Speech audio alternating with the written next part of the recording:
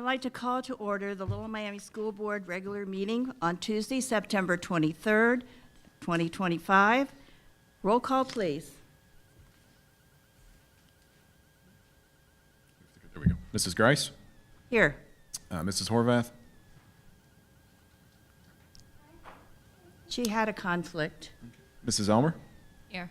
Mr. Siebert? Here. Mr. Wallace? Here. Thank you. Our Little Miami Junior ROTC will lead us in the pledge.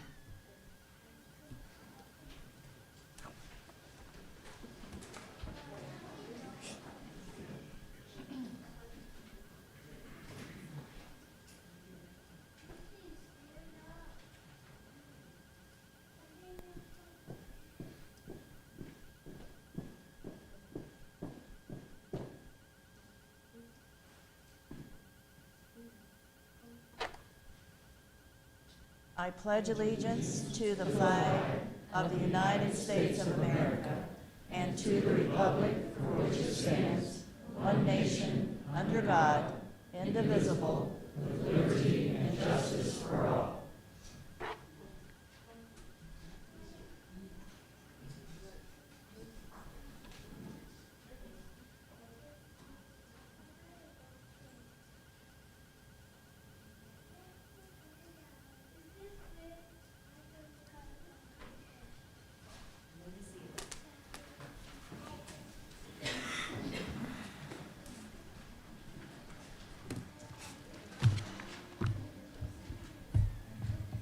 Each month, the Board of Education is proud to recognize individuals who exemplify what it means to demonstrate leadership and good character while making a positive impact here at Little Miami.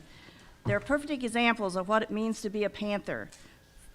First, we'd like to start with our Panther Character Awards. Mr. Wallace.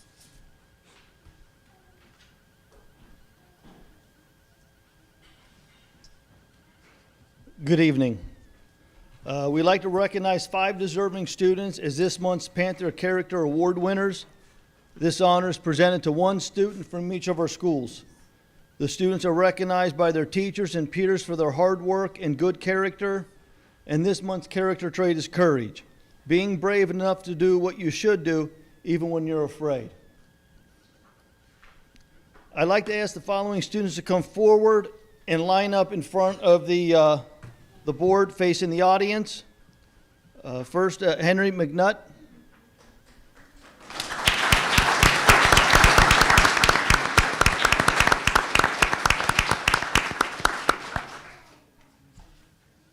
Stand right here. Adler Marriott.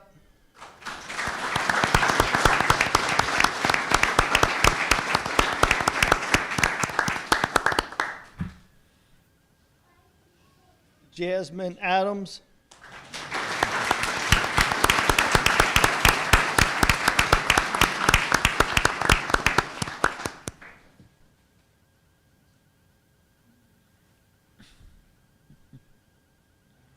Aubrey Couch.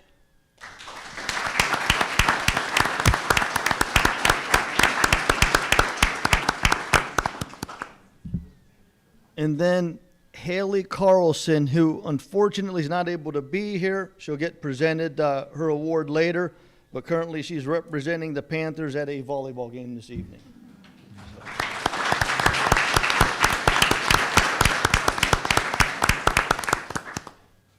So the first student I'd like to read a brief note is about Henry. Henry had some worrisome feelings about coming back to school. However, he is working hard to overcome these worries. He has been successful coming to school and into class in the mornings. I'm so proud of him. He is a hardworking, responsible, and respectful student. I enjoy having him in class. And I will say, Henry, I think no matter how old you get, people always have worries. So the fact that you're able to identify it now and deal with it is outstanding. So good job, Henry.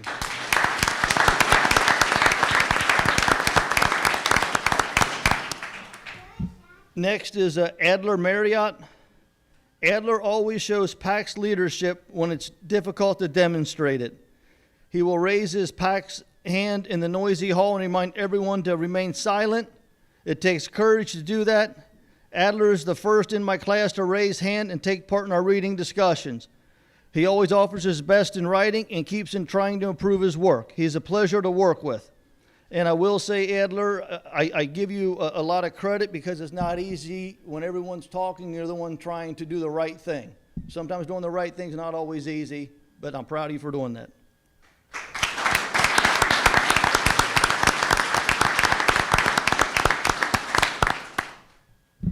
Next, we have Jasmine Adams. Jasmine is new to our school this year. When Jasmine faces challenges in life, she has learned to try new things even when they are hard. She has tried new math challenges, new reading challenges, and new writing challenges like a champion.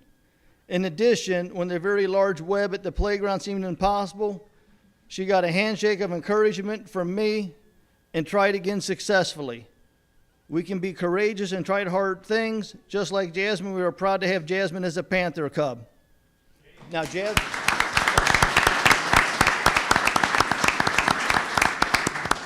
And I will say, Jasmine, welcome to the district. We need more students like you here. So thank you.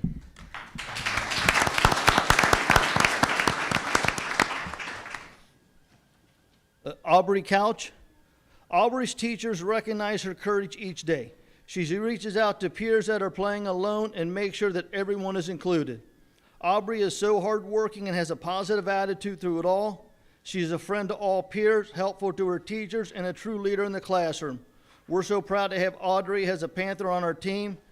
And I will say, Aubrey, you're a blessing to have in our district as well. The fact that you're reaching out to some of the kids that aren't being accepted, that takes a lot of courage. Sometimes it's fun to kind of be with a big group playing, but you see someone by themselves and you kind of put your needs behind and you take care of theirs.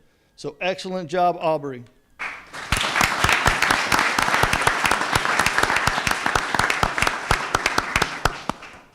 All right, now this is for Haley. I know she's going to rush home from the match or the game and watch the school board meeting. So we'll give her a big warm round of applause here in a minute.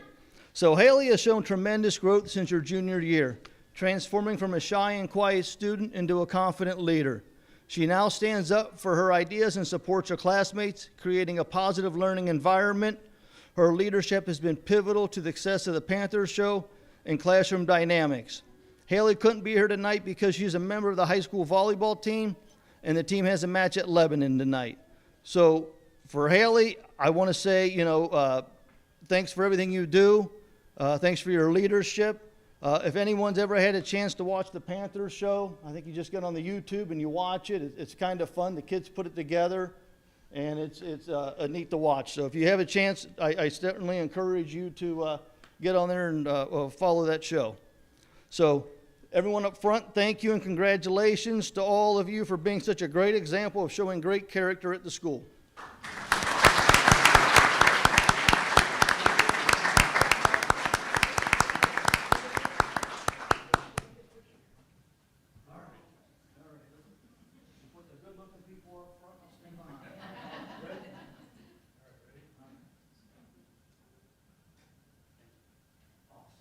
Good job, guys.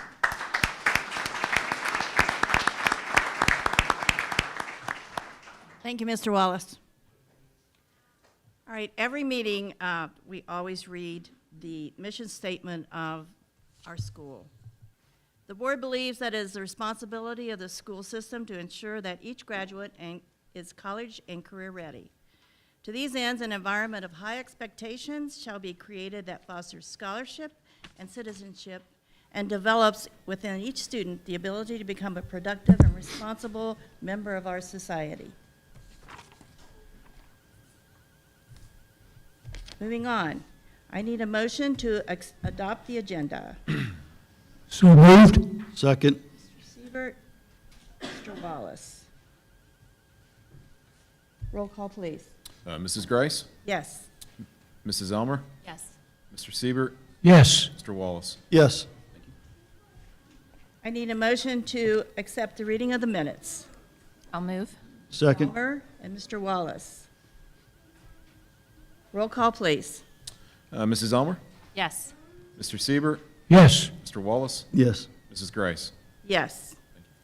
We now have communications and/or visitors to the board. Yes, we have some very special guests with us tonight, and Mrs. Grace, our board president, is going to make introductions.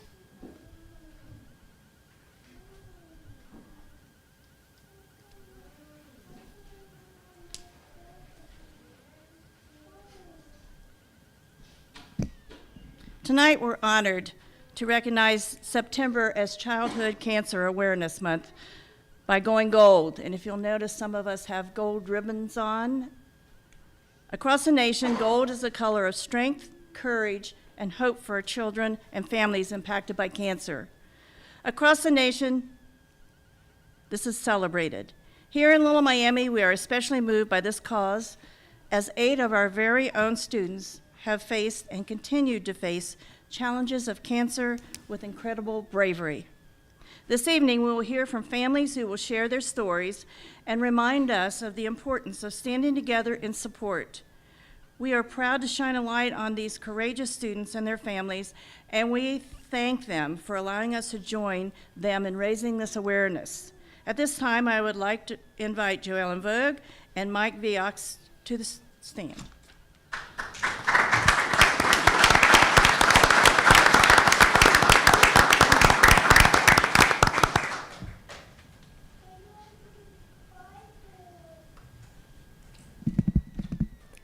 First of all, I want to thank Mrs. Morgan for her leadership in this gold awareness, and also the board members. I just want to share sort of a narrative of what it's like with childhood cancer. As a parent, you can never truly prepare for the experience of facing a cancer diagnosis with your child. It is an unimaginable reality that no parenting book, warning, or advice could ever prepare you for. One moment your child is engaging in normal activities of childhood, life feels good. Then everything changes. They struggle to recover from a simple cold or flu, complain of unfamiliar pain, or develop a relentless high fever that does not improve. Despite these troubling signs, you cling to the hope that it's nothing serious, convincing yourself that your instincts and Google MD searches may be unfounded. However, an unsettling feeling persists, promoting you to seek answers through tests, blood work, x-rays, and scans. Then you find yourself waiting to hear those results. As the doctor's voice begins to fade into the background when you hear those life-altering words, your child has cancer. In an instant, everything you believed about life is completely upended. It doesn't matter how or when it occurs. Those words transform your life in a heartbeat. If you have never experienced this moment, those of us who have, hope you never have to. But please listen closely. Right now, another family may be confronting that same reality, hearing those words for the very first time. They are struggling to breathe as the walls seem to close in around them. They silently wish they could change places with their child, desperately hoping to take away the cancer, but unable to stop the storm ahead. They break down, yet somehow they find the strength to fight.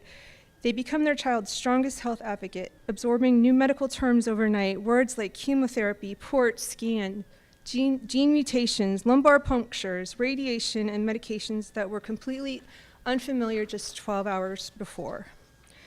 Parents diligently memorize chemo schedules and lab counts, often sacrificing their own comfort by sleeping in chairs, holding their children through bouts of sickness and hoping for miracles. They celebrate even the smallest victories, such as a 1/10 increase in blood counts, capturing moments of joy behind hospital masks. They face hair loss in their child, which can feel devastating. These parents frequently find themselves isolated with their child, often separated from other children as one parent manages household responsibilities. The harsh reality is that this narrative is all too common. In the United States, 1 in 285 kids will be diagnosed with cancer before age 20. Cancer is the #1 cause of death by disease in children. There are 12 types of childhood cancers and 100 subtypes. 42 children are diagnosed with cancer each day, amounting to nearly 15,000 families affected annually. The average age of diagnosis is 8 years old, yet a mere 4% of federal cancer research funding is allocated to pediatric cancer research, an alarming figure for the youngest among us. In our Little Miami community alone, we have 11 families who have faced the challenges of childhood cancer.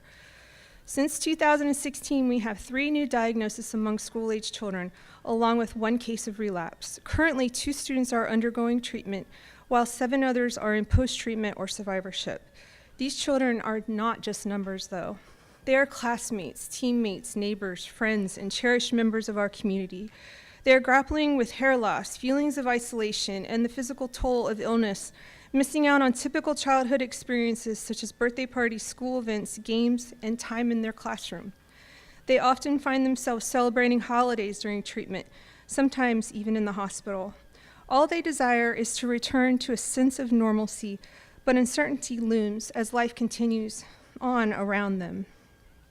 Despite the immense challenges they face, these children exhibit remarkable bravery and resilience, often inspiring adults in ways we may struggle to comprehend. What about the parents? They're silently exhausting their PTO or taking unpaid leave to be with their child. They worry about medical bills and high deductibles. The average cost of childhood cancer treatment is $800,000. While they appear strong on the outside for the child, they are quietly struggling on the inside. They transform into warriors, yet they remain human. Every day they show up regardless of what challenges lie ahead. They shed tears in the parking garage so their child remains unaware. They wear t-shirts with their child's name and celebrate their child's treatment-free milestones. When treatment concludes, many assume that life returns to normal for these kids and these families, and that's far from the truth. They still face ongoing clinic appointments, checkups, lab tests, concerns about side effects, hair regrowth, and managing their child's new normal. These families do not want your pity. They need your voice. Each of us has a role to play in making a difference. Advocate for increased government funding for pediatric research. Support or initiate a fundraiser for a family or research initiatives. Only 50% of pediatric cancer research is funded by philanthropy, supported by private donors. Discuss pediatric cancer more openly. Pediatric cancer is not the same as adult cancers. A lot of times when these kids are diagnosed, that's what we all try to relate them to. They're growing. They need unique therapies. You can donate blood. It's really important. A lot of kids, especially with blood cancer, they get a lot of blood transfusions. Assist a family by treating them to dinner or providing a gas card. Honor a fighter in their battle. Plan gold events and share their inspiring stories. Show up for them during difficult times. Celebrate a survivor and encourage them to share their story. Extend love to a grieving family. What else can you do? Raise even more awareness in schools. What these kids face affects their teachers, and there's a lot of teachers here tonight. And a lot of them have said to me that they've had several of these kids, and I know it affects them too. It affects school staff, their coaches, and their classmates. Hold a gold day or fun event encouraging community involvement. There's no greater way to bring a community together because people want to help kids facing cancer, and their battles inspire courage and hope. Plan and attend community events because no family should walk this road alone. To the parents in the trenches right now, I see you. You are amazing beyond belief.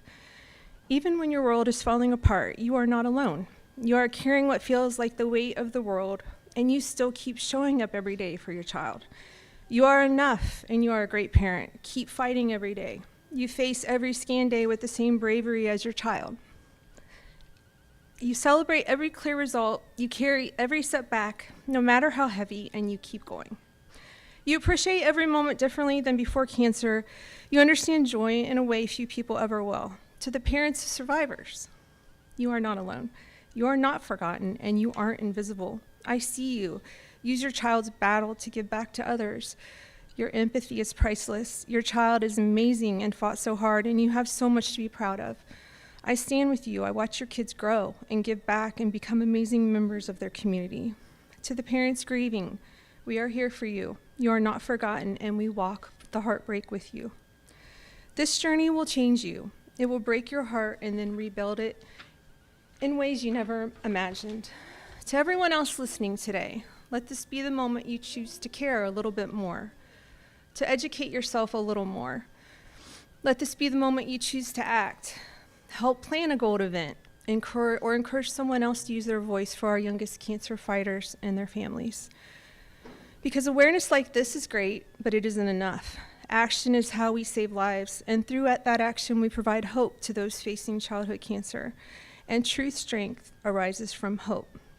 Together, we can make a difference. Thank you. And before I hand it over to Mike, I just would like the Gold families that are here to please stand for a moment. I know they don't like attention, but they deserve it. And I was just hoping we could give them a hand.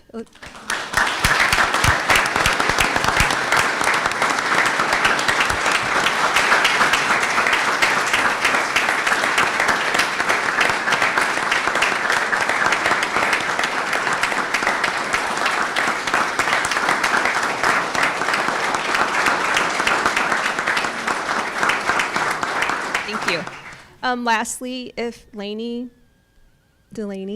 could just, everybody else could sit down and Delaney could stand for a minute. Lainey is one of our active treatment children right now. Super sweet, so brave, and I'm so happy to see her smile here tonight. Our other active treatment child is Hannah. She needs some extra prayers and love and encouragement right now. She's fighting a hard fight, and just like Delaney, they inspire us every day. I just thank you for your time, and thank you, Mrs. Morgan and the board. And this is Mike, Andrew's dad. Thank you.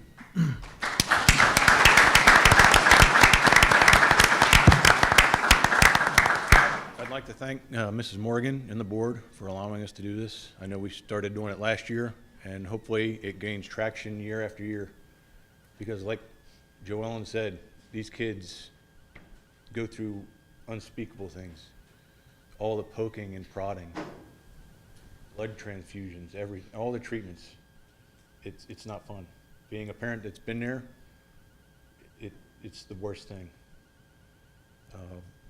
We were taken under Joellen's wing when Andrew was diagnosed, and she's become family. She's helped us through it. She's now helping all the other families that have gone through it or going through it. And I think Joellen, we should give her a round of applause for her help.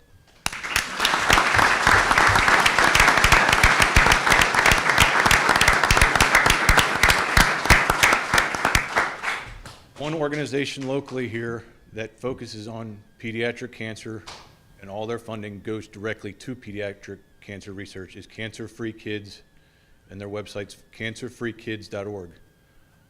They've done a lot of things.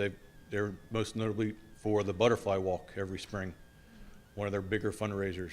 Right now, this month, they do the 100-mile challenge. Friday night, they have their Celebration of Courage, where the families and their kids get to go and have a nice dinner, music. They have silent auctions to raise money. I implore you to try to donate if you can, because all this money, like Joellen said, it's very scarce for pediatrics, and we need it all to help these kids get less harsh medicines, more effective medicines that don't hurt them as much. This year, Andrew got the privilege of designing the Cancer Free Kids Butterfly Walk t-shirt. So we've gotten to do a lot of fun activities now that he is in remission and done with treatment.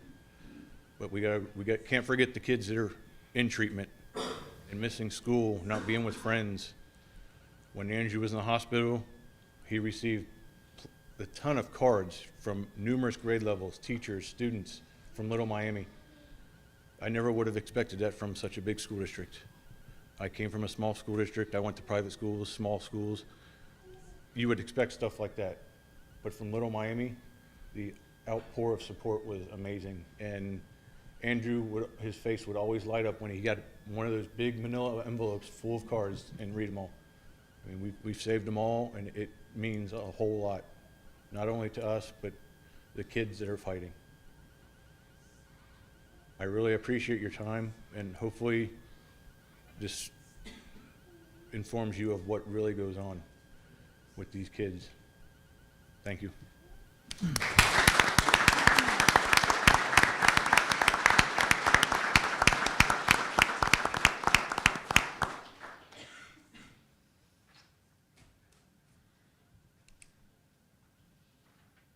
First of all, I think you parents are very brave. And if this has touched any of your hearts, please contact Joe Ellen and see what you can do to help.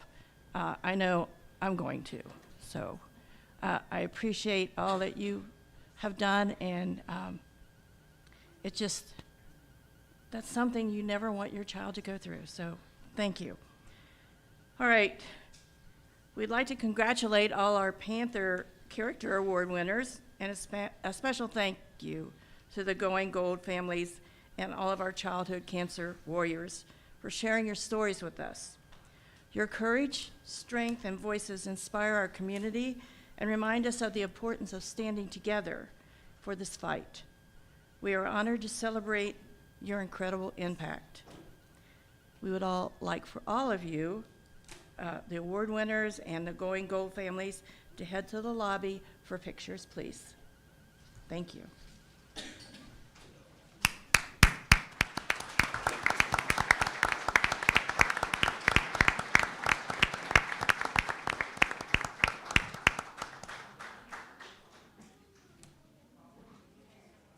Checking off as you go.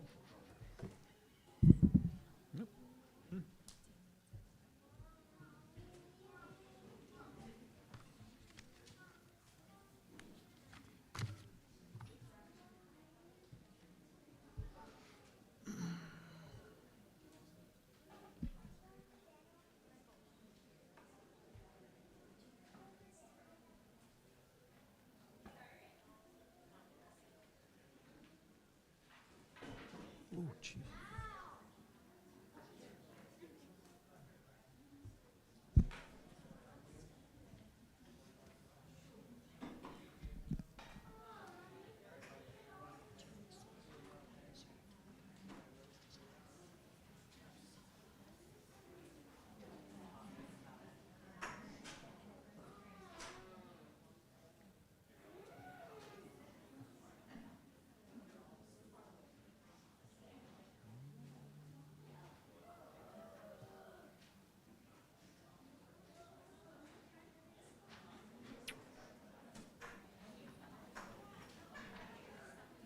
All right, going on with superintendent comments. Thank you. I would like to begin tonight by thanking ICRC-TV for broadcasting our board meeting tonight. It can be seen on our YouTube channel as well as the ICRC YouTube channel on Spectrum and on Fioptics. ICRC also broadcasts our football game on Friday. They're broadcasting our soccer game on Thursday, and we just are super excited about the partnership with them. Secondly, I would like to do just a little bit of an update from our town hall. If you remember, we had our first town hall on September 9th, and we felt like it was a great success. We had a nearly 550 people attend, including parents, staff, students, and community members. We felt encouraged by the wide mix of voices and perspectives that came to the table. The format, when people come in, they're sat in a small group, and they get to work through discussion cards. There's a facilitator and a note taker at each table, and we covered lots of topics like growth and facilities, district finances, transportation, communication, curriculum, safety, technology, staffing, retention, and extracurriculars. So there were a lot of topics touched. We feel like it was open and honest conversation, and we feel like people walked away feeling like they were heard. One of the most encouraging things about the evening was just the positiveness that people brought with them. They shared concerns as well, but they also came with thoughtful ideas and a clear desire to be part of the solution with Little Miami. As you'll see, I gave you a draft summary from the evening. This draft summary is also already posted on our website. And we're collecting all of the feedback from the notes that we received from the meetings, and we're analyzing them and putting them into a summary. And so each meeting, you will have a new summary out on our website for people to listen or to read. The goal is not just to listen, it's to capture those insights so that those insights are internalized and used through our future planning. The website that you can find the summary on is littlemiamischools.com. And then there's a banner across the top of the page. If you click on community engagement inside that banner, that's where you'll find the information from the town hall. Our next town hall is October 23rd. You can go back to that same website and you can RSVP for that town hall as well. We'll continue to use these gatherings to bring our community together so that we can make sure that their voices are reflected again in our planning. Thank you for your support, and we just want to keep moving forward, engaging with our community and building trust and moving forward in a positive way. So that is our town hall. Does anybody have any questions? The next thing I would like to talk about is you guys asked for a transportation athletic field trip update. Our athletes, when we call it an athletic field trip update, what we're really referring to is our sports, our athletic teams being transported to a game. From a transportation perspective, that's called an athletic field trip. And we have had this year 20 athletic field trip cancellations for various reasons. Last spring, just to kind of give you a comparison, we had 3. And so we know that these athletic cancellations are frustrating to our parents. Sometimes they are last minute, which makes them scramble to figure out how to get their child to their game. They're canceled for many reasons. First of all, remember that our field trips are optional, so it's not a required element of the transportation department.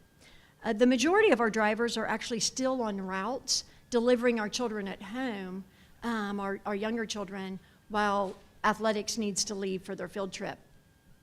We have some drivers that really don't have a desire to drive athletic field trips, and we have some drivers that might sign up and end up being sick or can't come to work for whatever reason.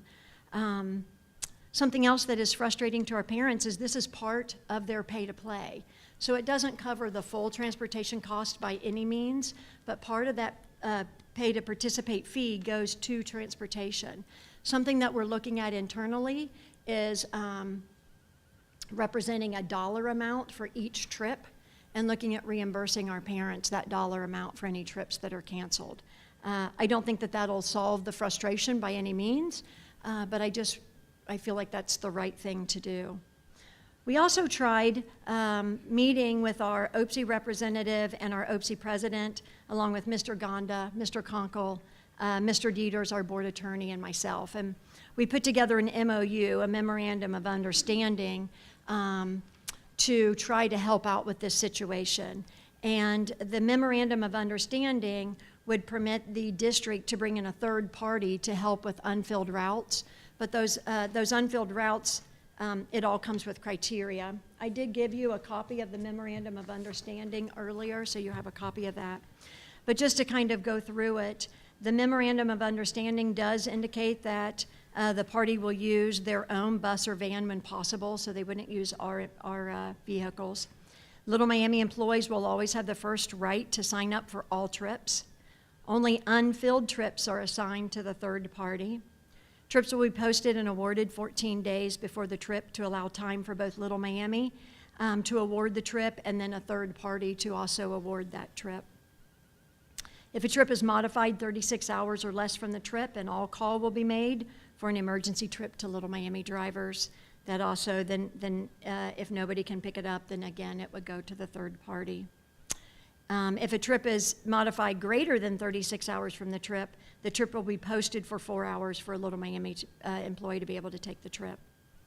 Drivers who have routes that conflict, so those drivers who drive our younger children, in our collective bargaining agreement, it currently states that they can bid on field trips twice through the year, and somebody else will have to pick up their route so that they can drive a field trip as well.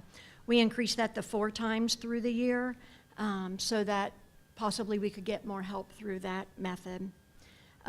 We put together an ad hoc committee to explore more permanent long-range solutions. This committee has already met and is making good progress with discussion.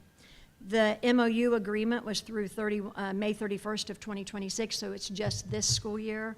We also indicated that during the duration of the CBA, the collective bargaining agreement, that we would not look at a third party for transportation in general.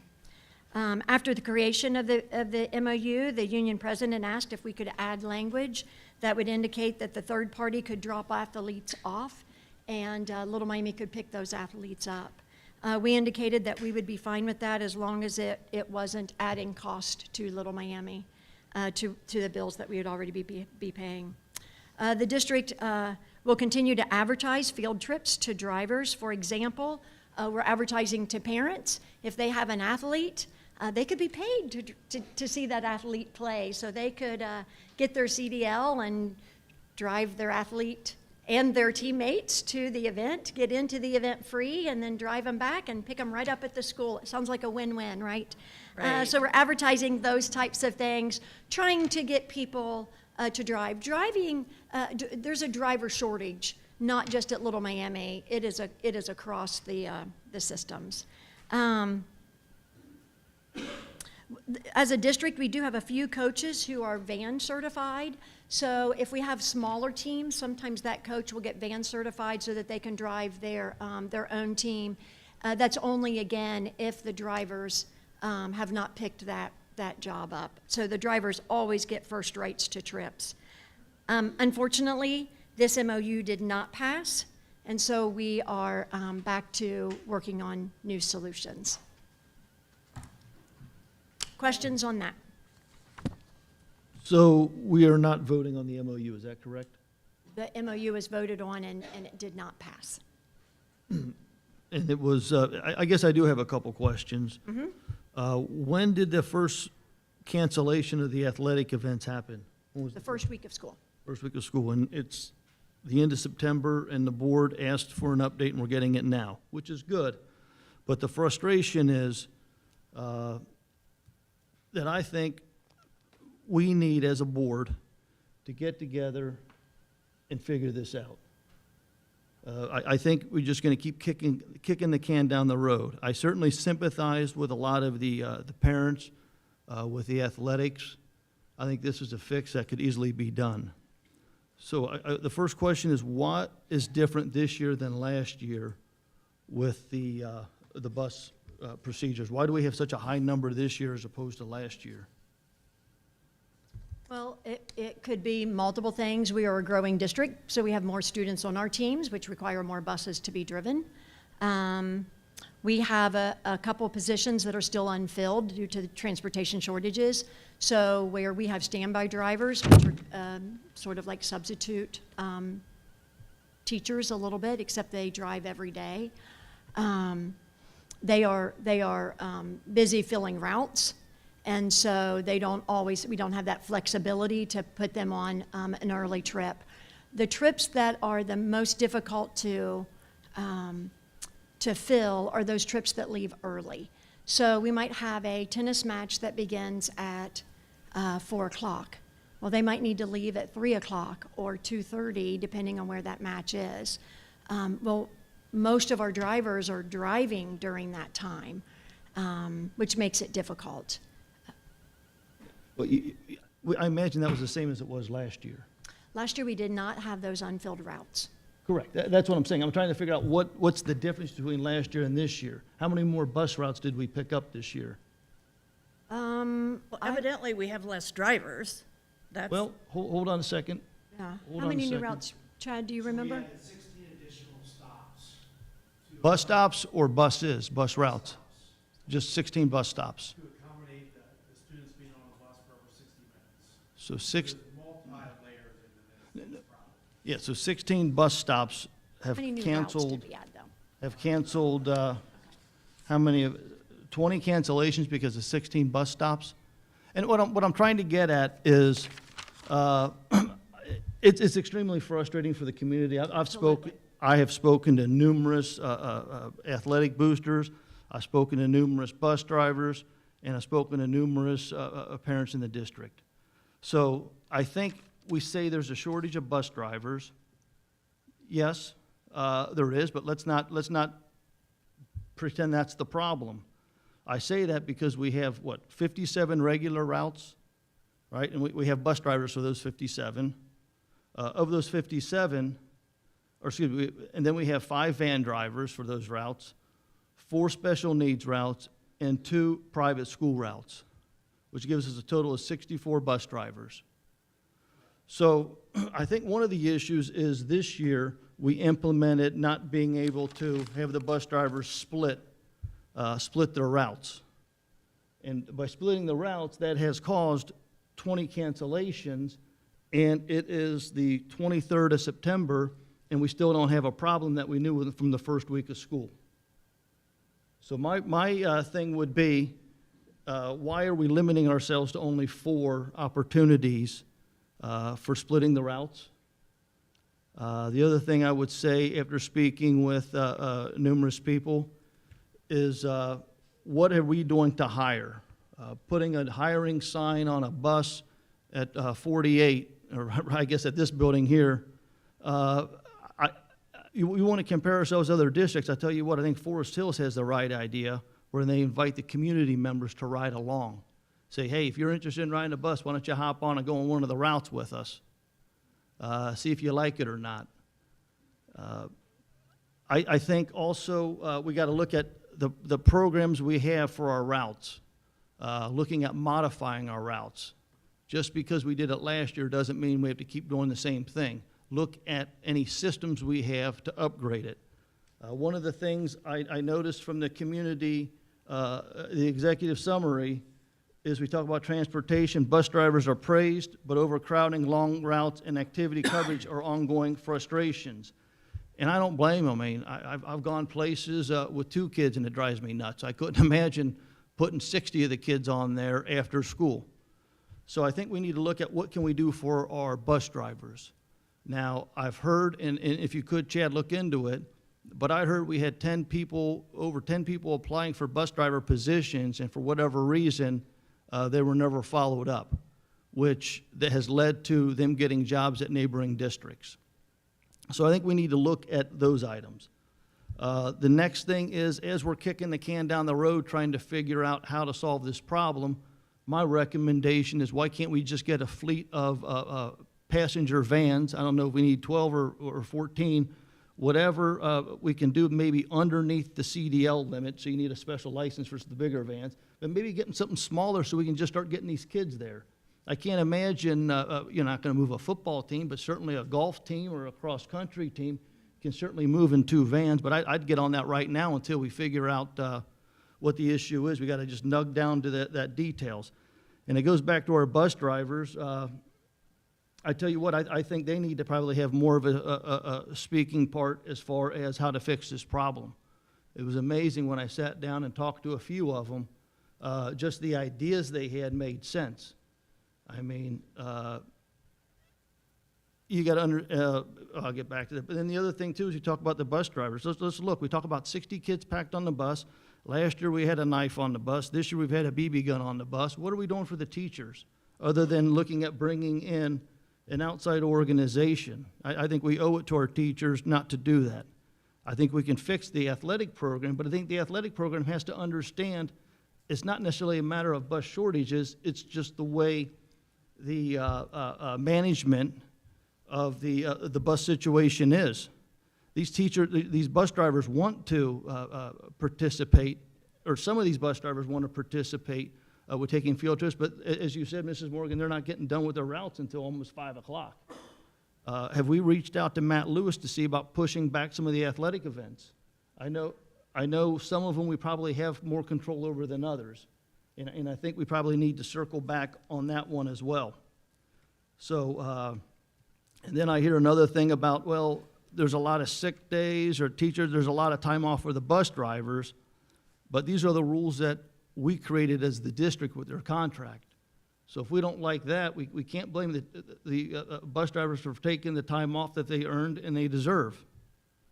I think, like I said, I think we just need to do a root cause analysis. I'll be more than happy. Matter of fact, I would like to be a part of these discussions.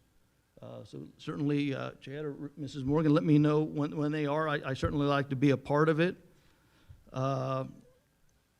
And again, I think moving forward, I think we can get this solved, but I really want to be clear to the parents of the athletes. I can certainly understand your frustration.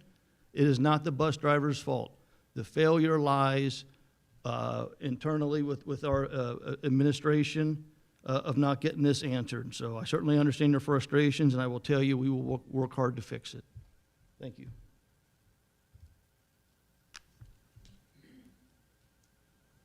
The next thing that I have is at the special board meeting last week, there was a question raised concerning pictures taken and then students, and then published of students that were on a do not publish list. When I indicated that we always check that list to make sure that we did not publish students, Mr. Wallace had a concern that that process was not being followed at the high school pep rallies. Yes. I did check up with Dr. Harleman and asked that question, and he stated absolutely that he does check those pictures and make sure that they are okay to be published. So I just wanted to clear the air on that. I appreciate that, but I do have a follow-up, if I can. So when you were riding on the unicycle and Dr. Harleman had his camera or video up like this, filming you with all the children in the background, he validated that every one of those children was like that. He sure did. I challenge it. I challenge it. Okay. It briefs well, but there is no way the number of, matter of fact, it'd be great if he could share that. I got one picture, but it'd be great if he could share that video and everyone can see how many students were scanned in there. There's no way. The reason there is a way is because there's only one student that was there that day that was in the do not publish, and he was not in the gymnasium at that At the time. pep rally.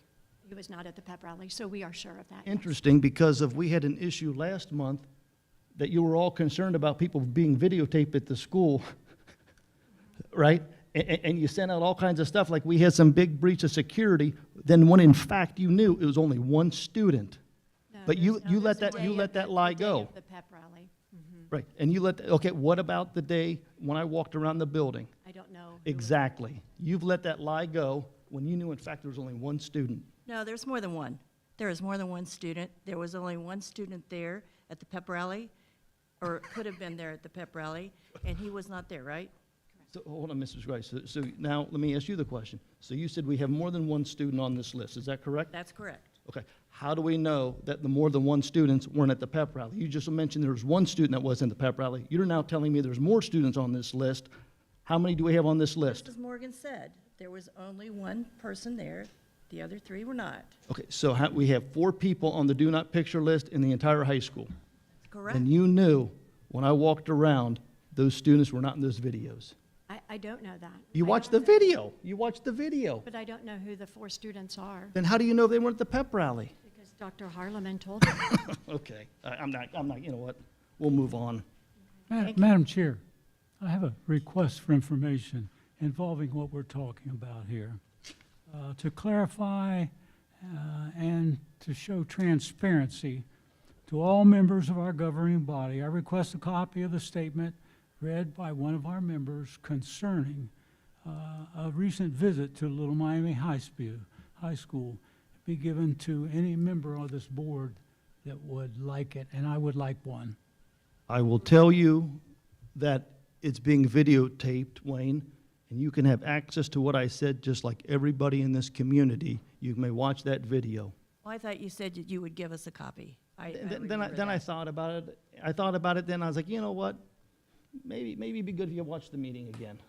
I changed my mind. that. Okay, Yeah, you can watch the meeting. that's fine. You're entitled. Anything else? That is all I have, thank you. Thank you. Community comments on agenda items? Anybody signed up? Yes. Lynn Radley. Thank you.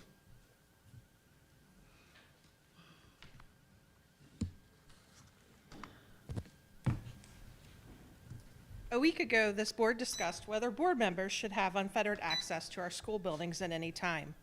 While we continue to consider a policy that balances access along with our safety of students, as Mrs. Morgan rightly pointed out, students can be conditioned to not report unfamiliar adults. I want to raise another important point: the safety of the board members themselves. There are areas in our schools without camera coverage and areas that are not regularly populated during the school day. In these situations, the possibility of a student making an accusation against an adult is very real. My husband and I have been involved in youth sports for 16 years. Through that time, he's completed safe sport training, high-level youth hockey coaching certifications, and advanced baseball coaching courses. And across all of those programs, one rule remains the same. Never, under any circumstances, be alone with a youth. Always ensure another adult is present. Even when texting, another adult should be included along with the youth. The same principle should apply here. A guest or a board member in the school should never be alone in areas where children may be present. This is not because anyone has something to hide, but because of the optics and the protection it provides for both the students and the adult. Now, regarding the flag policy discussion from that meeting also, Mr. Wallace raised an important point about enforcement, noting that clear backpack rules are not always followed in high school. While we don't know the reason why the backpacks were there, it highlights a larger challenge. How do we enforce any written policy consistently?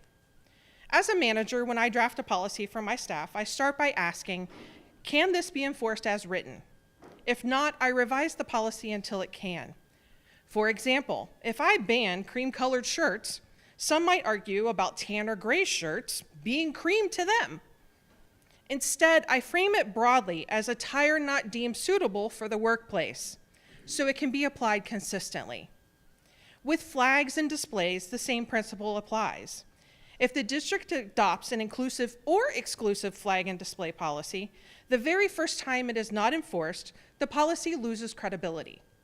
Instead, we should empower building administration to address offensive or disruptive displays directly. That way, a third grade teacher can still use rainbow name cards on their lockers, while a high school teacher cannot display a pride flag in the classroom, both within the district guidelines. The rainbow has different connotations, potentially based on the age of the audience. If questions arise, administrators can seek direction from Mrs. Morgan or the board. That's what they're there for. She trusts the people. She empowers them to do their job. Let's allow them to do that. Thank you. Thank you.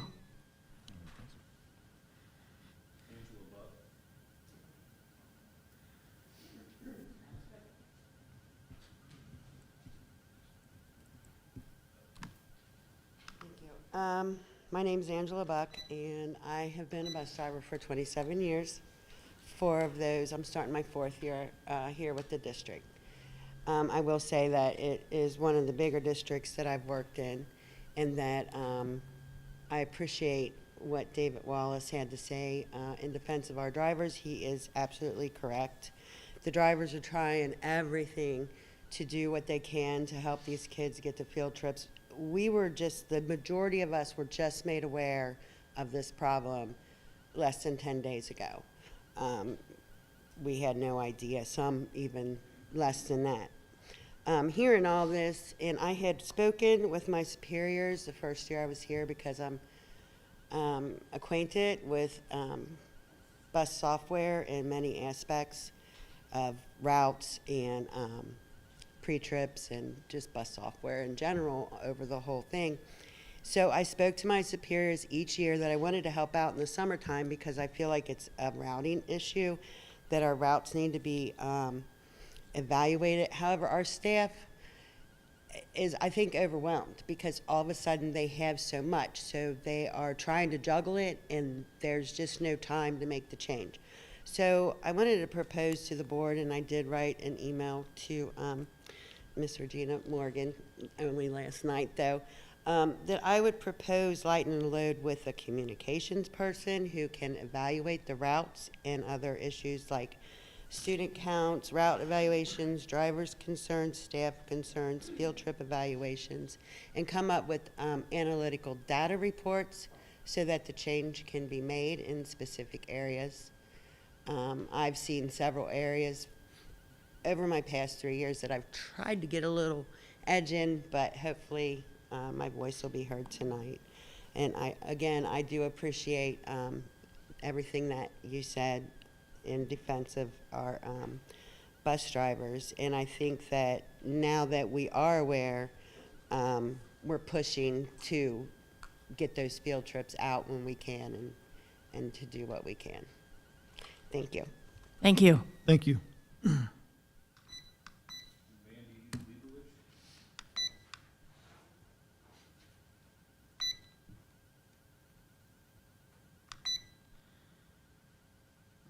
Hello, my name is Mandy Leibovich, and I live in Village on the Green.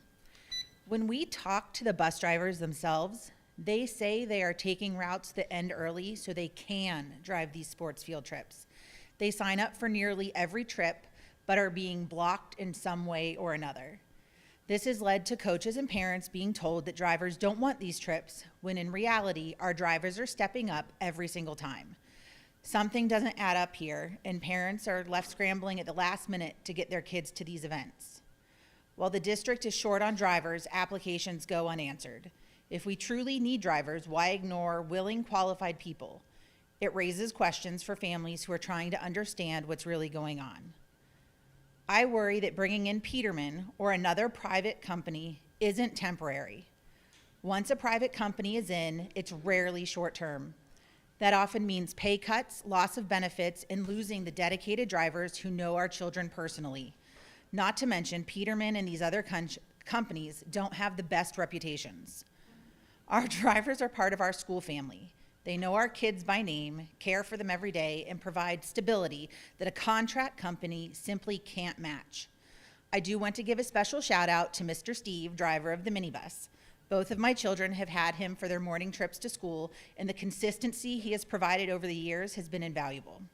We love and trust our bus drivers, and we are asking you to protect them. Thank you. Thank you. Thanks.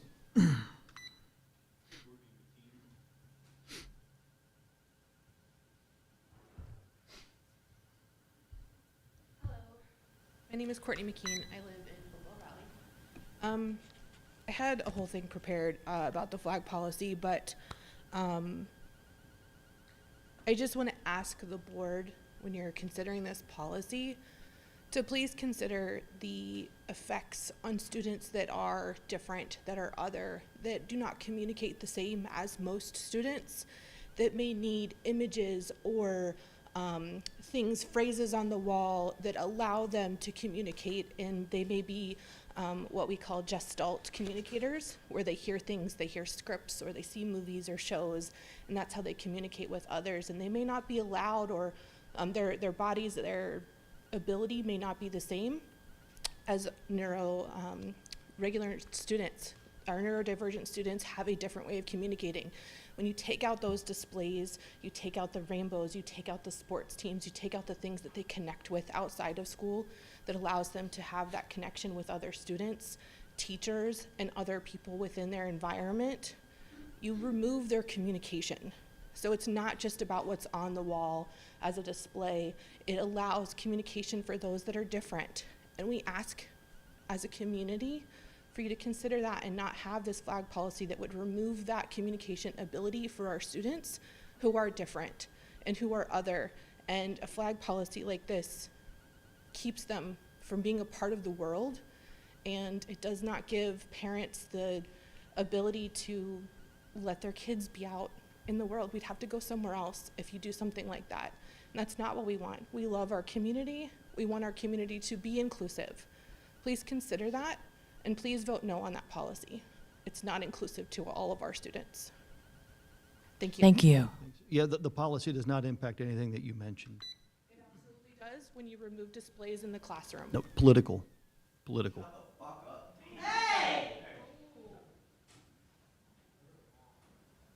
All right. Rice, no, Ms. Rice, he can be removed. He can be removed. Sir, I would like him removed from the meeting. Interrupting a public meeting, he needs to be removed. He needs to be removed. Sir, he needs to be removed. Mrs. Grice, can you please stand up and take control of this meeting and have the individual Yes, sir, removed? I can. It seems like you do all the talking. Unfortunately, I have to. Should be removed.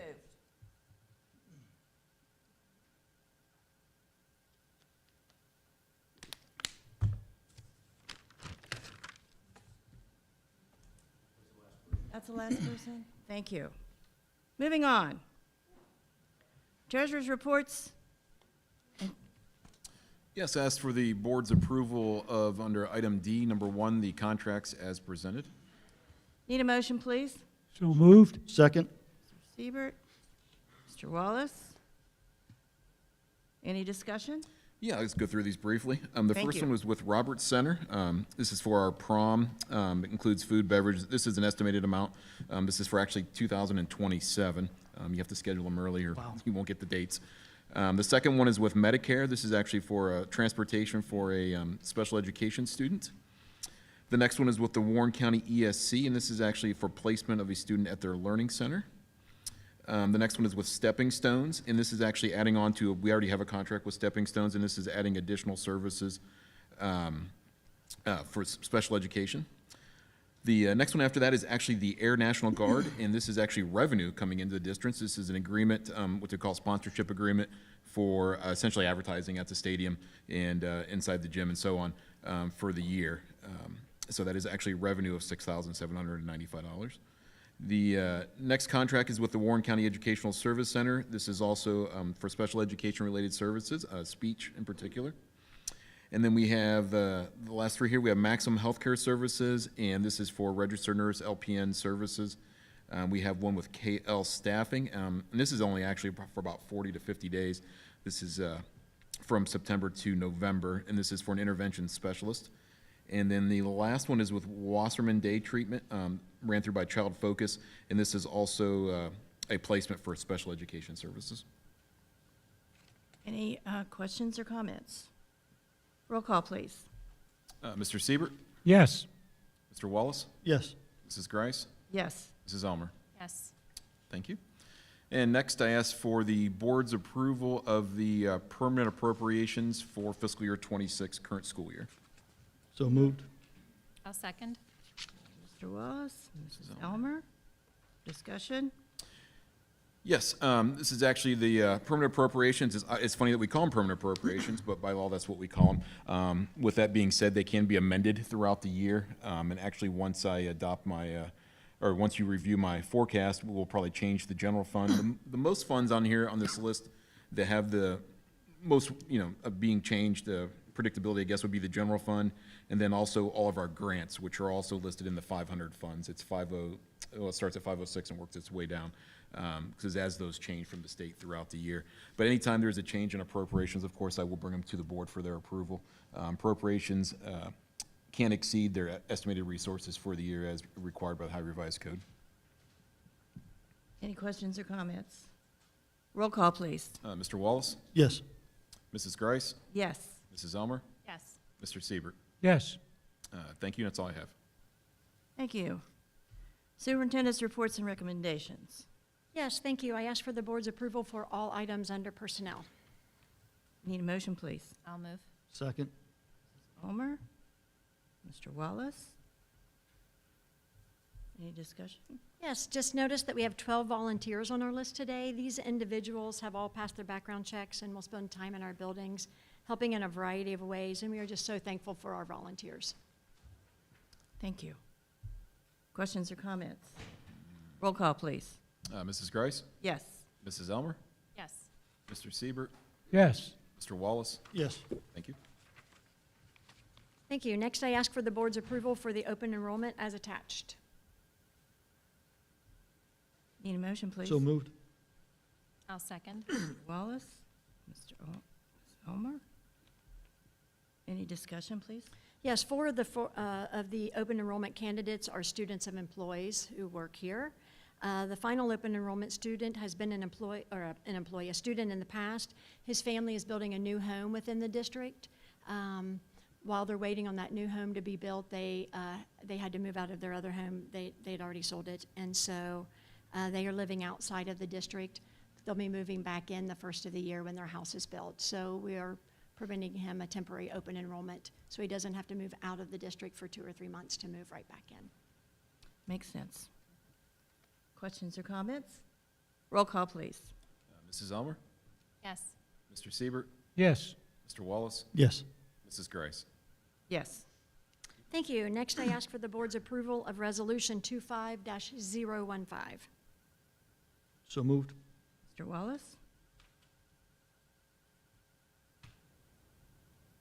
Second. Mr. Siebert? Discussion? Yes, this resolution is for payment in lieu of transportation. PILO is used when it's impractical for the district to transport a student to, for various reasons, and it's when the non-public school is within 30 minutes of their building that they would be attending. The PILO payment this year is $607.15. Questions or comments? Roll call, please. Mr. Siebert, Yes. Mr. Wallace, Yes. Mrs. Grice, Yes. Mrs. Elmer. Yes. Thank you. Next, I ask for the board's approval of Resolution 25-016.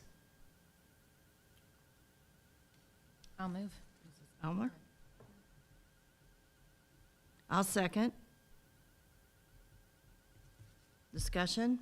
Yes, this resolution will, if approved, will allow Little Mamie to join the Warren County ESC-BAC for the purpose of further workforce development interest in order to build stronger partnerships between business, labor, and schools.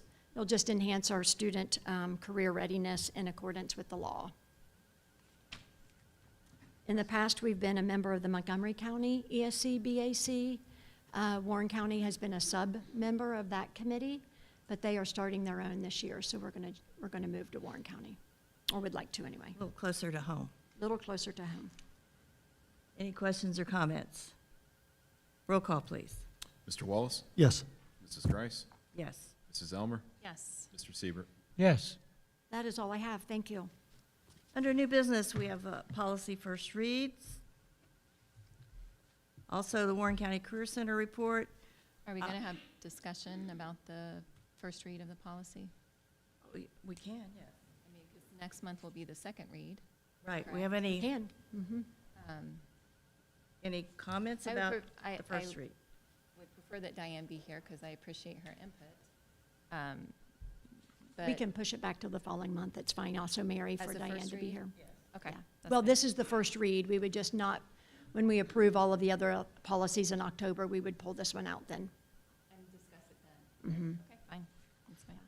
We could also discuss it at October 6th. We're having a special meeting. Yeah, we can, I'll put it back on for there. Okay, yeah, that's Okay. fine. All right, Warren County Career Center report, no report. We'll meet this after this. Board reports, I don't think we have any. I have a very, very short one. It's recognition. I would like to recognize one of our community members for setting up a blood drive and doing a great service for all of us. Amanda, would you just please stand up so we can give you a round of applause?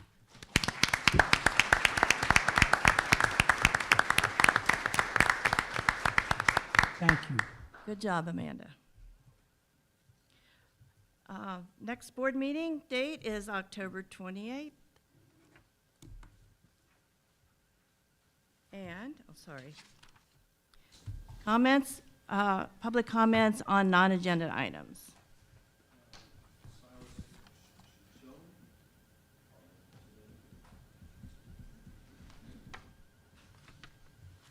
Silas, could you take your hat off, please? I just think it's a thing of respect. That's the hottest thing in the world. Silas Shelton, my daughter's Carly. First of all, I'd like to thank most of everybody that's in here, including the people that she fought in the book fair who've reached out and offered prayers in her situation, February the 19th. I would like to thank David Wallace for reaching out several times during that, checking on the situation. My daughter didn't join ROTC this year because of that situation. You know, Ms. Grice, you reached out a couple times and asked me what I would have done differently. I'd have done everything differently. Everything. Nothing the school done. What my daughter has gone through over the last few months, she's a different person. Completely different person, and I'm telling you that it came from the decisions that you guys made. the decisions that you guys made. You didn't put my daughter first. You didn't take care of my daughter. I've trusted you with her, and she continues to fight and battle these things. And as a dad, I'm completely lost at what to do with it. What would I have done differently? I told you. I'd have suspended these boys immediately and called their parents and had a meeting. That didn't happen. I will say that I appreciate the phone calls right off the bat, boom, boom, boom, boom, and I thought, wow, that's incredible. And then everything just kind of completely falls apart. So what I look at, I don't see how in the world you guys could ever get a levy passed with this type of leadership. And I declare everybody on the board needs to be replaced because it's pitiful.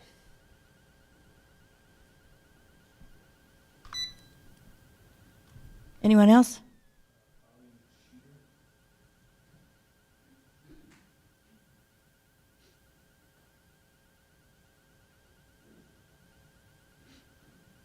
Hello.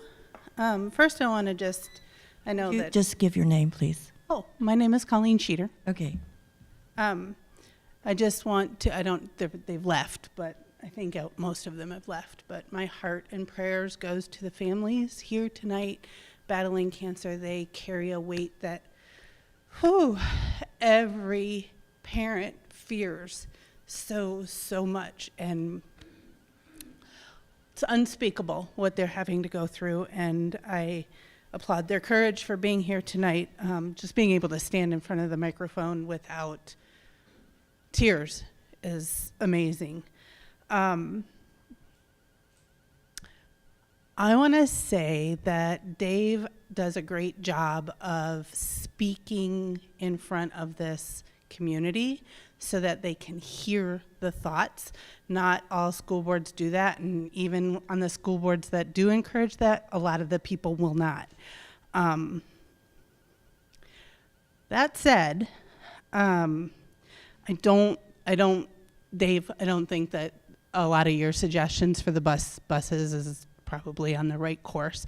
I was a bus driver, so I know about how things can be difficult with that. There is a national bus driver shortage. I think Ms. Morgan's idea of really trying to encourage parents and athletic directors and coaches to get their Class B CDLs is right on the money. And if y'all can sponsor that financially, because it's about $250, $300 to take the test, I think I'm shocked that your MOU didn't go through. Like, it seemed really reasonable from a bus driver's eyes. And then the last thing I'd like to address, Mrs. Grice. Your little passive-aggressive comment to Mr. Wallace about him taking over the meeting, that would not have happened if you hadn't taken control over that outburst immediately. And I continue to see very poor leadership in the board meetings, which I find very disappointing. Today it's been pretty calm. There's not been a lot to vote on, but the Roberts Rules stuff has to get reined in. And then real quickly, I just want to say, I saw your public statement that you were not seeking the Warren County Republican Party's endorsement. I was there. I heard you. Yes, you were. So No, I was not. Let's be honest with the community, because you're going into an election here. So that people need honesty from you. People need honesty from you, and they need leadership. Point of order. We do not allow. Hold on a second. Point of order. Mr. We do not allow public attacks in this meeting. Give her time back. Mr. Siebert, you are the next one that I believe needs to be quickly removed from this board, and I am done with that. I would like to do a rebuttal on that. Hold on. Whoa. Are we doing rebuttals? I'll engage with you, sure. There you go. If you Stay want to back up engage, here. let's engage. Right. Most school boards don't, so I was expecting. at that committee meeting.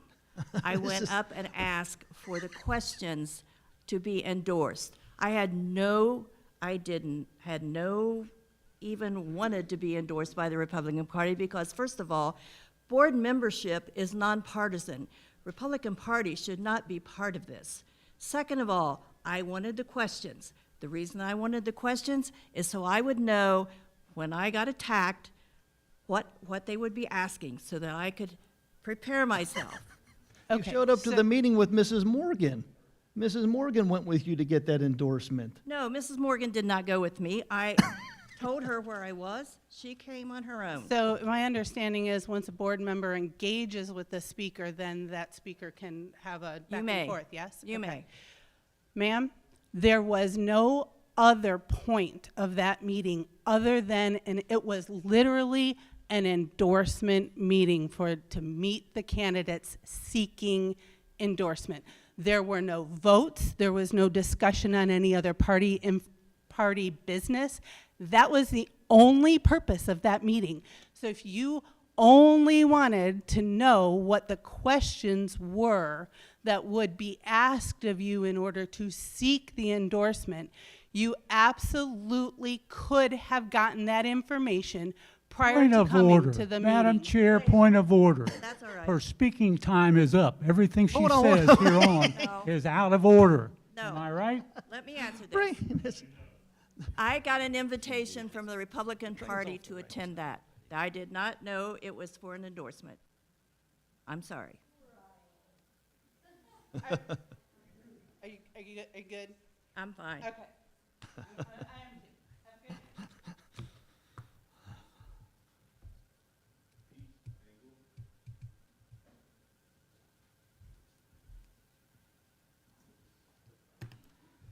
Mine has nothing to do about the endorsement, I promise you. My name's Pete Mingle, address is on file. Good evening, members of the board. I want to bring to your attention a deeply concerning incident involving a PTO member recently. Recently, this individual, who is a political supporter of you, President Grice, as well as David Whiting, privately messaged a mutual friend of mine on Facebook. In that message, she asked this person if she knew me in real life and then began inquiring for detailed, invasive, and alarming information about my children. The recipient of that message was understandably shaken and contacted me immediately. Given the nature of this inquiry and in light of the recent political events, I contacted both the sheriff and the Hamilton Township Police Chief, which took a report. Extra patrols were sent to my residence, and my attorney has advised me if this continues, we will have no choice but to seek a CPO, and this will also possibly involve other parties and other things, including retaining any personal messages or communications regarding me and my family so that the full nature of this situation can be properly assessed. To be clear, I never had any personal contact with this PTO member. However, I did observe her vocally supporting the current school board president and David Whiting. That makes her behavior towards me and my family even more troubling because this demonstrates this is political in nature and not personal. I want to emphasize, I have great respect for the parents who volunteer with the PTO. Most serve with integrity and genuine care for our schools. This concern is not about the PTO as a whole, it is about one individual whose actions were inappropriate, alarming, and unacceptable. This raises two important questions. What kind of background checks are done on PTO volunteers? And what procedures are in place to address misconduct when it occurs? Parents deserve to know that those with access to our schools are thoroughly vetted and held to the highest standard. I think we can all agree that this type of behavior is creepy and reckless at best, and given the current political climate across our country, behavior like this carries the potential for a truly dangerous situation if it's not addressed. It undermines trust, creates fear, and threatens the safe environment we want for our children. And I want to be clear, political opponents, including those who sit on this board and supporters alike, should denounce this divisive and reckless behavior. Silence only normalizes it. Our community deserves leaders who rise above politics and reject intimidation. We need to be able to politely discuss our views and differences without it ever resorting to intimidation or worse. Thank you for your time and for prioritizing the safety of our children and community. Thank you. Thanks.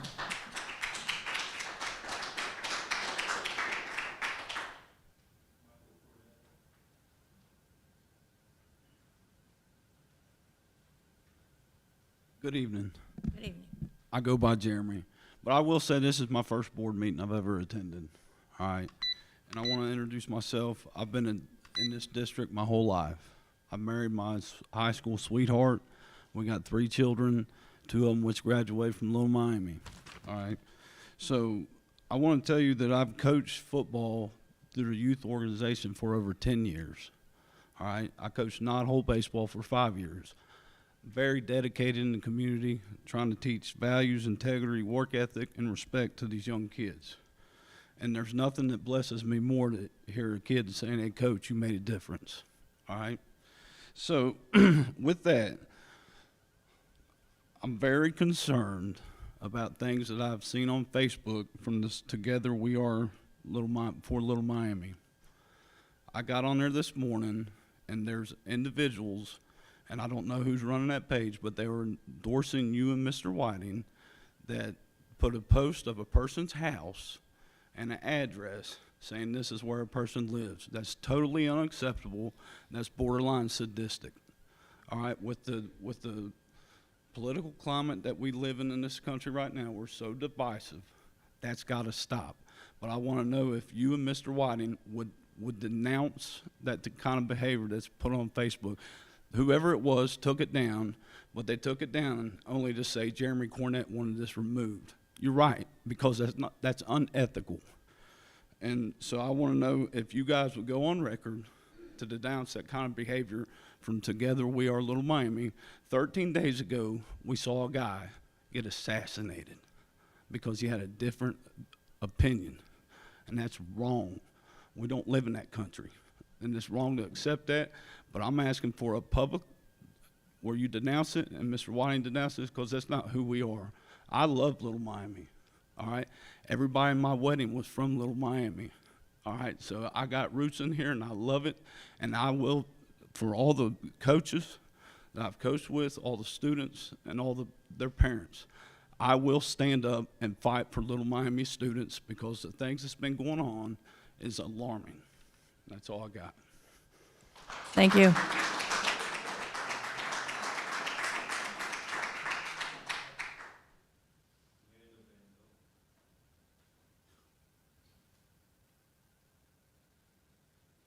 Good evening. I'm Amanda Van Mel.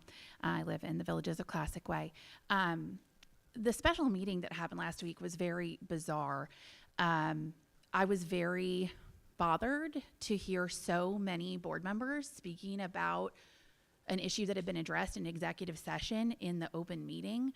I've been to many board meetings. I have rarely seen that happen, and when it has happened, it has been addressed very quickly and moved on from. I know that there was an issue of policy that intersected with the concern being addressed in executive session, but these things either need to be discussed publicly or they need to be in executive session privately. It cannot be a mix. If it is something that it rises to the level of executive session, again, I know it was challenging. I understand it was kind of a unique situation, but I do believe that information should have either been private or public. The mix of it was just bizarre. I was really disappointed that the board took no action when they returned from the executive session. Even something just as symbolic as a censure, I think, would have been absolutely appropriate. I'm very disappointed that it did not happen. Instead, what happened is that there was a 2-page statement that was read referencing a situation from executive session. I don't understand what the purpose of the executive session at that meeting was if so much of the content of that situation was going to be discussed publicly. The other concern that I would like to speak about is that when the flag and display policy was brought back up at the special meeting, only Mrs. Morgan referenced the efforts that the school teachers and the union had put into giving input on that policy. There are many, many reasons that our school teachers and staff do not speak publicly at these board meetings, but I assure you it is not because they do not care. It is not because they do not want the policy in this district to give them their best opportunity to be professionals who care about our kids and do their best. For them to go to the length of having a resolution from their union and to present that at the meeting and then only Mrs. Morgan to respect that point of view and share it and champion it when a discussion was being had is very disappointing to me. That is a huge part of the stakeholders when we are talking about flags and displays. I understand there may be board members that have concerns about those people's decision-making and whether they're being appropriated into those things. And again, we have policies in place for that. That's separate. But not to even acknowledge that that was their position. I really appreciated Mrs. Morgan bringing that up. I think that's a huge part of the perspective that should be looked at in this situation. I really think engaging more stakeholders as a part of this process is important before the policy is approved.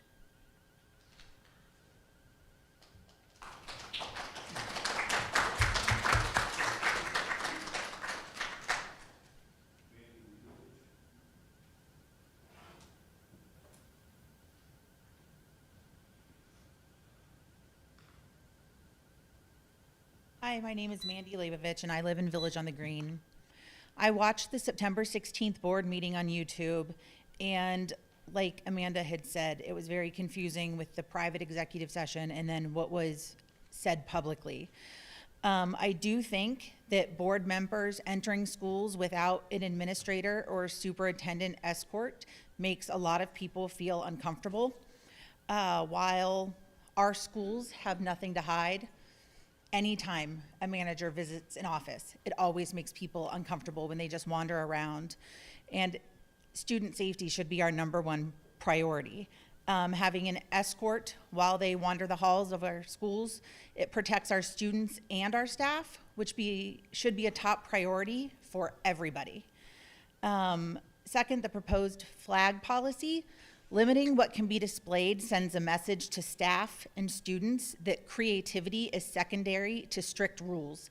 Teachers and staff work hard to make their classrooms welcoming, engaging, and reflective of their students.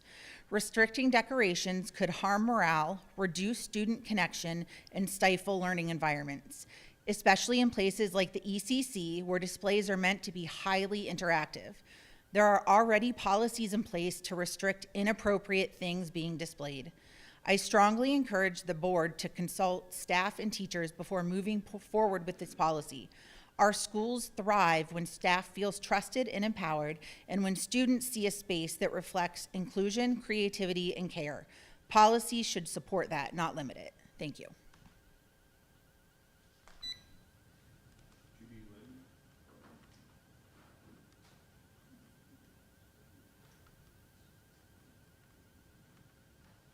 My name is Judy Lehman. I live in Harlan Township.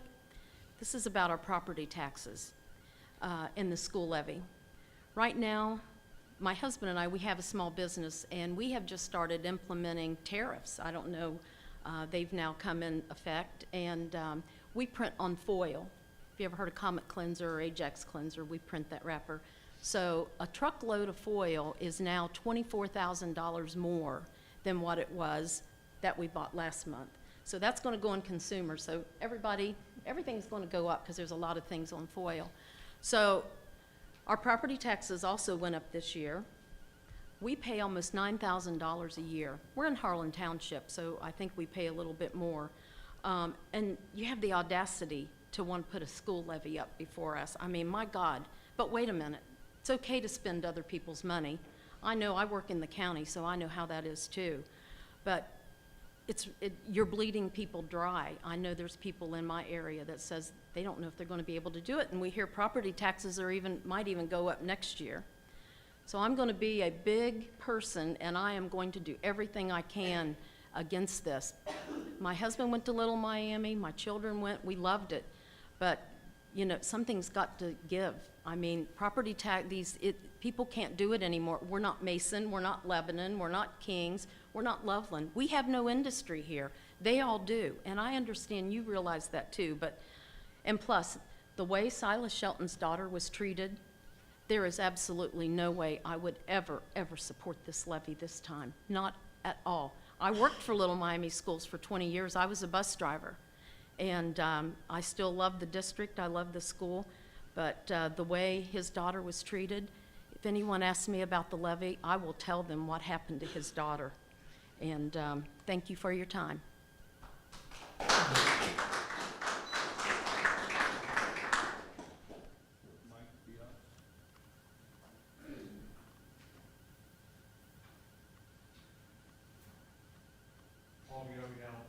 Mike Viox. I just want to start off by saying I watched the meeting last week. All the board members, I don't have a stake in anything. All of you should be ashamed. The way you guys talk to each other, you sit up here and give these kids an award on how they act in front of, at the schools and treat each other. I know politics is running rapid now, but come on, you guys got to be civil with each other. You guys are the ones in charge of our kids. There could be kids watching this, high schoolers. What do they see? You know, my kid battled cancer. He was one of the kids that battled cancer. Those kids go through a lot, and for you guys, and even the community, the outbreak, it's just pathetic. It's got to stop. These should be civil conversations between adults, not acting like children. But as far as the meeting from last week, I know Mr. Wallace brought up the whole thing with him going to the school, and he's in agreement about background checks. Does the board, do they have to have background checks to be on the board? I think that should be implemented. Mr. Wallace said he helped at a popcorn thing at school and the Christmas dinner. As a parent, I have to run through a background check to go on a field trip with my son. Why don't the board have to do that? Especially if they're going to the school. It doesn't hurt. Yeah, those are, just be clear, those were volunteers. I was not as a board, I was as a parent. So- Understandable. But I agree, But I do you agree. have a background check? No, I agree with you. Okay, so Yeah, I mean- that's my point. You're a parent and you had to do volunteer, so you should have had a background check. And Mr. Siebert, you brought up a good point as far as following someone through the school. With our kids' athletics, there is a rule, you have to have 2 coaches. It is always good to have multiple people there. Mr. Wallace, you could have saw something and told the rest of the board that you saw something. Well, it's just hearsay. If someone else is there with you and sees that, you got 2 people to back you up. As far as the bus driver shortage, Mr. Wallace, it's all businesses, all companies. There's shortage of employees. I know you said something about having parents or coaches. There's a shortage of coaches. I mean, just the athletics outside of Little Miami, they can't find parents to coach. Parents don't even show up to practice. They drop their kids off and go off. It's a babysitter. It's just going to be tough. You guys just going to have to work together like adults and figure out a way. Ask questions. There is no dumb question. Thank you. Thanks.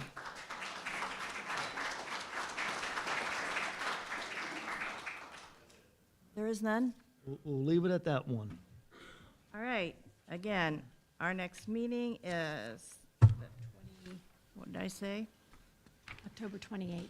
October 28th. But we have a special meeting on the 6th. We have a special meeting on the 6th, isn't that right? What time is that?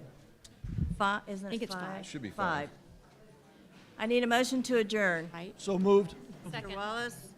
Mrs. Elmer? Elmer? Clock on the 6th. Roll call. 6:30 on the Mrs. Grice? 28th. Yes. Mrs. Elmer? Yes. Mr. Siebert? Yes. Mr. Wallace? Yes. Thank you. Awesome, thanks.